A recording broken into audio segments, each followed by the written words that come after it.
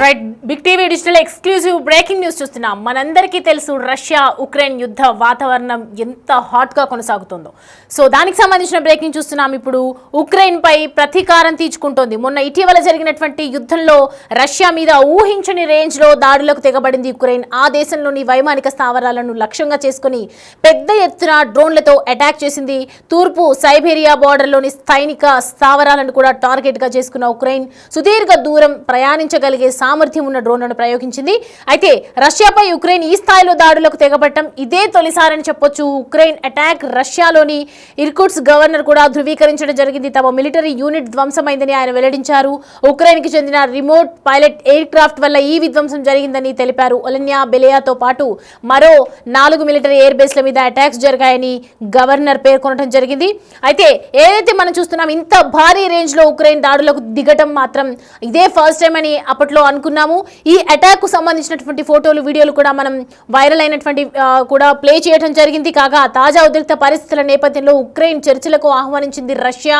ఇరు దేశాల నేతలు టర్కీలోని ఇస్తాంబుల్లో కూడా సోమవారం సమావేశం అయ్యారు. ఈ ప్రతిపాదనలకు ఉక్రెయిన్ కూడా ఓకే చెప్పడం జరిగింది. కాల్పుల విరమణ ఒప్పందం అని ఒప్పుకున్నారు. బట్ ఇవాళ జరిగినటువంటి బ్రేకింగ్ న్యూస్ చూస్తున్నాం. ఉక్రెయిన్ పై ప్రతీకారం తీర్చుకుంటోంది రష్యా. ఉక్రెయిన్ డ్రోన్ దాడులకు ప్రతిగా డ్రోన్లతోనే ఒకేసారి దాడి చేసింది రష్యా. యుద్ధం మొదలైన తర్వాత ఉక్రెయిన్ పై డ్రోన్లతో రష్యా అతి పెద్ద దాడి చేసిందని చెప్పొచ్చు. ఒక్క రాత్రిలోనే వాళ్ళు ఏదైతే 4 డ్రోన్లతో ధ్వంసం చేశారో, వీళ్ళు 479 డ్రోన్లతో ఉక్రెయిన్ పై విరుచుకుపడిందని చెప్పొచ్చు. ఒక్క రాత్రిలోనే 479 డ్రోన్లు అంటే నిజంగా చెప్పుకోదగ్గ విషయం అని చెప్పొచ్చు. ఎందుకంటే ఉక్రెయిన్ పై 20 మిసైల్స్ ను ప్రయోగించింది రష్యా. చాలా వరకు డ్రోన్లను కూల్చేశామని చెప్తూ ఉన్నారు ఉక్రెయిన్ కూడా. ఉక్రెయిన్లోని 10 కీలక నగరాలే టార్గెట్ చేసుకొని, ఏదైతే ఉక్రెయిన్లో ఉన్నటువంటి కొన్ని 10 కీలక నగరాలు టార్గెట్ చేసుకొని ఈ ధ్వంసం చేసినట్లుగా మనకి పూర్తిగా క్లియర్ కట్గా బిగ్ టీవీ డిజిటల్ స్క్రీన్ మీద మనకు కనిపిస్తోంది. ధ్వంసమైనటువంటి స్థావరాలు కూడా మనం క్లియర్ కట్గా చూడొచ్చు. చాలా వరకు డ్రోన్లను కూల్చేశామని చెప్తూ ఉన్నారు. సో ప్రజెంట్ అయితే నష్టం ఎంత జరిగిందనే దానిపై అయితే ఇంకా క్లారిటీ రాలట్టుగానే అర్థమవుతుంది. ఎందుకంటే 479 డ్రోన్లతో ధ్వంసం చేశారంటే ఫైనాన్షియల్గా కూడా చాలా నష్టం జరిగినట్టు కనిపిస్తోంది. ప్రాంతంలో కూడా అనేక ఇబ్బందులు కూడా కనిపిస్తున్నట్లు మనకి క్లియర్ కట్గా అర్థమవుతోంది. ఉక్రెయిన్ పై ప్రతీకారం తీర్చుకుంటోంది రష్యా. దానికి సంబంధించి కొన్ని విజువల్స్ ఉన్నాయి, చూద్దాం.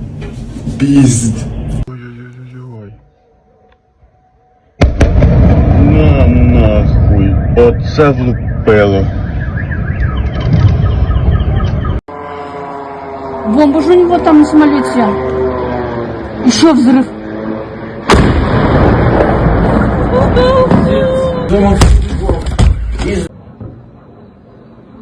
Сука. В хату прям. Чел, ебать. Пизда. Ебать. Сука.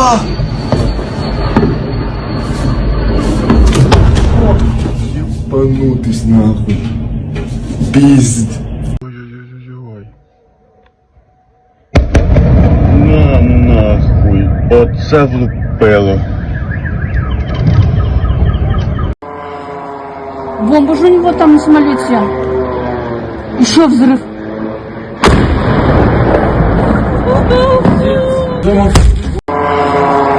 Бомба же у него там на самолете.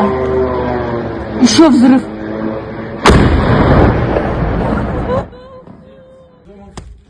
రైట్, చూస్తున్నాం కదా విజువల్స్ లో మనకి డిజిటల్ స్క్రీన్ మీద కనిపిస్తుంది క్లియర్ కట్ గా. 20 మిసైల్స్ ని ప్రయోగించింది. ఒకవైపు మనం చూస్తున్నాము 479 డ్రోన్లతో ఒకేసారి ధ్వంసం చేసింది అంటే పెద్ద ఎత్తున ఆర్థిక నష్టం వచ్చిందని మనకు క్లియర్ కట్ గా అర్థమవుతుంది. ఒకవైపు రష్యా ఉక్రెయిన్ మధ్య ఈ యుద్ధ ఖైదీల మార్పిడి ప్రక్రియ కొనసాగుతూనే ఉంది ఒప్పందం ప్రకారం. కానీ రష్యా ఉక్రెయిన్ రాజధాని కీవ్ పై శుక్రవారం కూడా రాత్రి పెద్ద సంఖ్యలో క్షిపణులు అలాగే డ్రోన్లతో విరుచుకుపడింది.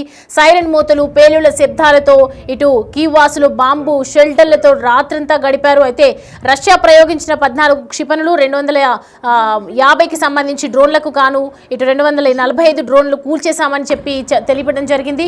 ఏదైతే మొన్న జరిగినటువంటి యుద్ధం తర్వాత ఇక ఇంత పెద్ద అటాక్ చేయడం అనేది, ఉక్రెయిన్ అటాక్ చేయడం అనేది ఫస్ట్ టైంగా తెలుస్తుంది. కానీ ఇవాళ నిన్న రాత్రి జరిగినటువంటి ఈ యుద్ధ వాతావరణం చూస్తుంటే మాత్రం ఖచ్చితంగా రష్యా కొట్టినటువంటి దెబ్బకి ఉక్రెయిన్ ఒక్కసారిగా ఉలిక్కిపడిందని అర్థమవుతుంది. అర్థమవుతోంది. దీనికి సంబంధించి పూర్తి డీటెయిల్స్ అడిగి తెలుసుకుందాం. మా ప్రతినిధి మా కొలీగ్ రామ్ దాస్ అందుబాటులో ఉన్నారు మనతో డిస్కస్ చేయడానికి.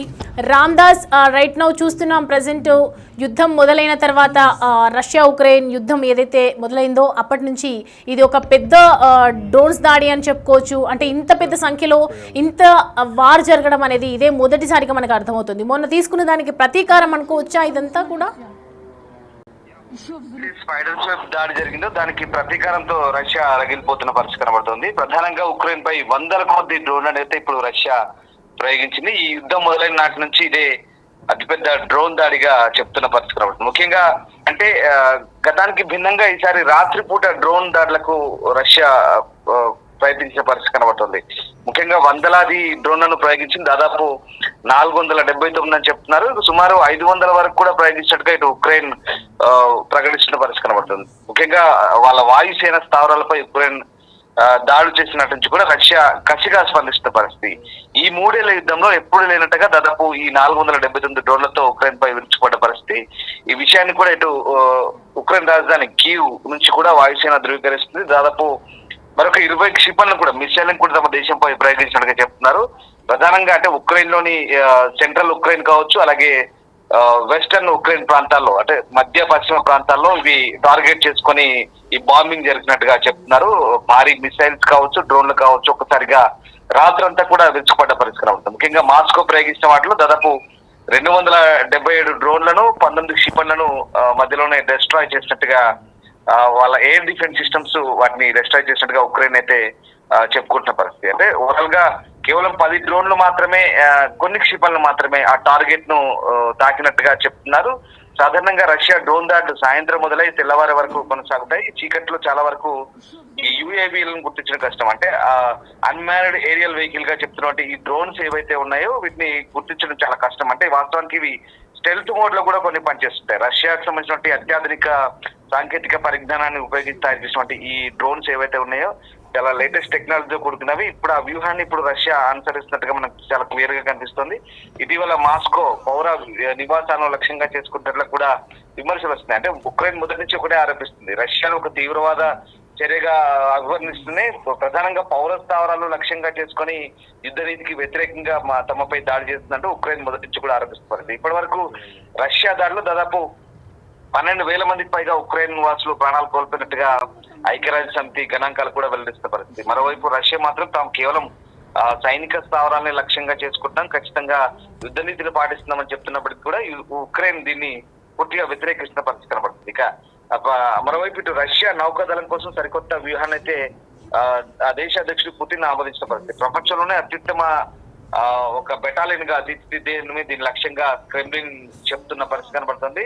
ఈ ప్లాన్ గురించి ఇతరత్ర వివరాలు ఏం వెల్లడించారు. ఇప్పటికే రష్యాకు చెందినటువంటి స్పైడర్ వెబ్ దాడిలో అనూహ్యంగా ఊహించిన దాడి. ఎక్కడో సైబీరియా దగ్గర ఉన్నటువంటి దాదాపు ఉక్రెయిన్ బార్డర్ కు 4,500 కిలోమీటర్ల దూరంలో ఉన్నటువంటి 5 స్థావరాలకు సంబంధించి ఉక్రెయిన్ చాలా చాకచక్యంగా దాడి చేయగలిగింది. చెక్కపెట్టెలో డ్రోన్లను పెట్టి మరి 18 నెలలుగా ప్లాన్ చేసి తమ స్పైల్ని అంటే గూఢాచారులను నియమించి అక్కడి నుంచి ఎక్కడో ఆర్కిటికా సైబీరియా దగ్గరలో ఉన్నటువంటి స్థావరాలపై దాడి చేసి అసలు ప్రపంచాన్ని నివరపరిచిన పరిస్థితి. యుద్ధ తంత్రంలో ఇలాంటి యుద్ధాలు కూడా ఉంటాయంటూ ప్రపంచాన్ని ఒక రకంగా ఆశ్చర్యం గొల్పించే పరిస్థితి.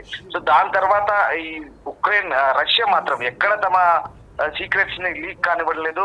పర్టికులర్ గా చాలా జాగ్రత్తలు తీసుకుంటున్న పరిస్థితి కనబడుతోంది. ప్రధానంగా ఉక్రెయిన్ గూఢచారులు తమ భూభాగంలోకి చొరబడ్డారంటూ రష్యా భావిస్తున్న నేపథ్యంలో ఇప్పుడు ఈ నౌకాదళానికి సంబంధించి కూడా ఎలాంటి ప్లాన్స్, ఎలాంటి వ్యూహాలనేది కూడా ఇప్పటి వరకు లీక్స్ ఏమి ఇంతవరకు బయటకు రాలేదు. మరోవైపు చైనా, అమెరికా తర్వాత 3వ అతిపెద్ద నేవీ అయితే ప్రస్తుతం రష్యా దగ్గర ఉంది. కానీ ఇటీవల ఉక్రెయిన్ తో చేసిన యుద్ధంలో దాన్ని తీవ్ర స్థాయిలో ఎదురు దెబ్బలు తగులుతున్న పరిస్థితి. ప్రస్తుతం అయితే మాస్కో దగ్గర దాదాపు 79 ఈ జలాంతర్గాములు ఉన్న పరిస్థితి కనబడుతుంది. సో వీటిలో 14 అణుశక్తితో పనిచేస్తాయి. ఇక 222 యుద్ధ నౌకలు కూడా ఆ దేశ అమ్ముల పొదిలో ఉన్నట్టుగా చెప్తున్నారు. అంటే దాదాపుగా మన దగ్గర ఉన్నటువంటి ఐఎన్ఎస్ విక్రాంత్ కావచ్చు, ఐఎన్ఎస్ ఇట్లాంటి కొన్ని వాహక నౌకలు ఏవైతే ఉన్నాయో వాటితో సరసమానమైన శక్తి కలిగిన నౌకలు ఇక్కడ కూడా చాలా శక్తివంతమైన నౌకలు ఉన్నాయి. అక్కడ దాని నుంచి విజయవంతంగా మిసైల్స్ అవి ప్రయోగించడానికి వీలయ్యే అవకాశం ఉంటుంది. సో ఆ రకంగా పుతిన్ ఆమోదించిన వ్యూహం ప్రకారం ఖచ్చితంగా 2050 నాటికి రష్యా నౌకాదళాన్ని అత్యంత శక్తివంతంగా తీర్చిదిద్దాలనుకుంటున్నారు. అంటే ఇప్పుడు అంటే చైనా కూడా చాలా వేగంగా నౌకాదళం అభివృద్ధి చేసుకుంటుంది. దానికి సంబంధించిన నివేదికలు కూడా అమెరికా బయట పెడుతుంది. ఇటు రష్యా కూడా పోటాపోటీగా వాళ్ళ సంబంధించిన ఆయుధ సంపదను పెంచుకునే ప్రయత్నం చేస్తుంది. సో ఆ రకంగా అంటే ఇప్పుడు ఇటు నౌకాదళానికి సంబంధించి కావచ్చు, గగనతలంలో కావచ్చు, భూమిలో కావచ్చు, 3 రకాలుగా కూడా రష్యా ఇప్పటికే ఆధునిక ఆయుధ సంపదని పెంచుకుంటున్న పరిస్థితి కనబడుతుంది. సో మొత్తం మీద ప్రస్తుతానికైతే ఉక్రెయిన్ దాడులను అంటే చాకచక్యంగా అనూహ్యంగా వచ్చినటువంటి ఆ దాడులను ఒక్కసారిగా రష్యా ఏమరపాట్లు జరిగిన దాడిని, ఇంటెలిజెన్స్ వైఫల్యాన్ని పసిగట్టిన తర్వాత ఇక నుంచి ఉక్రెయిన్ తమ భూభాగంపై ఎట్టి దాడులు చేస్తే ఇక అది న్యూక్లియర్ వార్గానే మారుతున్నట్టు తీవ్రంగా హెచ్చరించిన నేపథ్యం. ఈ నేపథ్యంలోనే రష్యా చాలా సీరియస్ గా పరిగణిస్తుంది.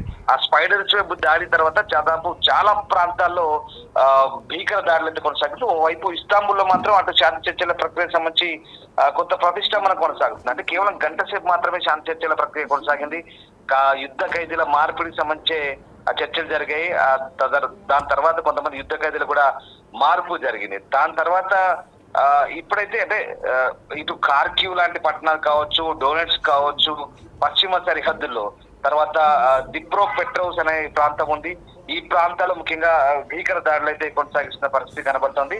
ఇక తాజా దాడితో దాదాపుగా చాలా సంఖ్యలో అంటే ఇప్పటికైతే చాలా డ్యామేజ్ అయినట్టుగా ఇటు ఉక్రెయిన్ కూడా చెప్తున్న పరిస్థితి కనబడుతోంది. దాదాపుగా 277 డ్రోన్స్ ని, 19 మిసైల్స్ కూడా వాళ్ళు ఎదుర్కొన్నామని చెప్తున్న పరిస్థితి. ఏదేమైనా కూడా భీకర దాడులు అయితే కొనసాగిస్తుంది రష్యా. ఉక్రెయిన్ పై ప్రతీకారం తీర్చుకుంటున్న పరిస్థితి కనబడుతుంది. మొత్తం మీద రష్యా దాడులతో ఒకసారిగా ఉక్రెయిన్ కూడా బెంబేలెత్తిపోతున్న పరిస్థితి కనబడుతుంది. అటు ఉక్రెయిన్ అధ్యక్షుడు జెలెన్స్కీ కూడా తమ పౌరుల భద్రత గురించి ఆందోళన వ్యక్తం చేస్తున్న పరిస్థితి కనబడుతుంది. పశ్చిమ దేశాలు కానీ మిగతా ఇతర దేశాలు కానీ ఈ అంశంపై కొంత స్పందించాలంటూ చెప్తున్న పరిస్థితి కనబడుతుంది. కానీ రష్యా ఎక్కడా తగ్గట్లేదు. ఉక్రెయిన్ పై ప్రతీకార దాడులు అయితే కొనసాగిస్తున్నారు. Right Ramdas, thanks for the updates.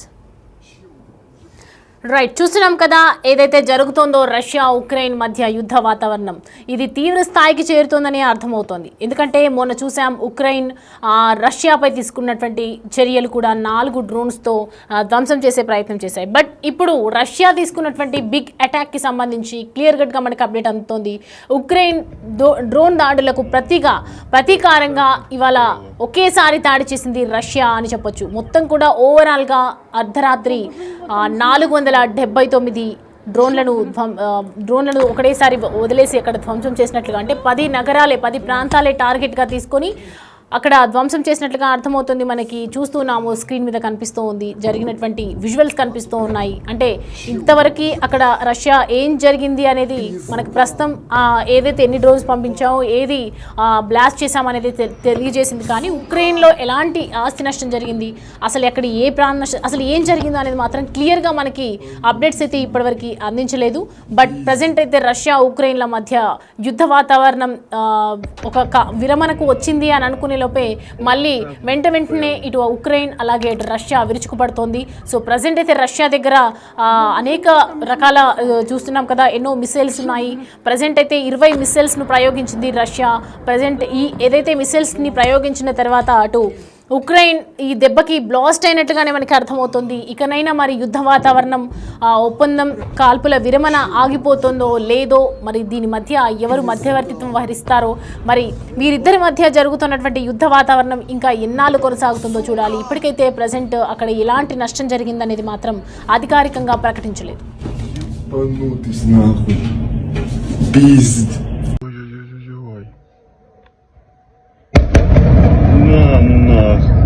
Оце влупило. Бомба же у него там на самолете. Еще взрыв.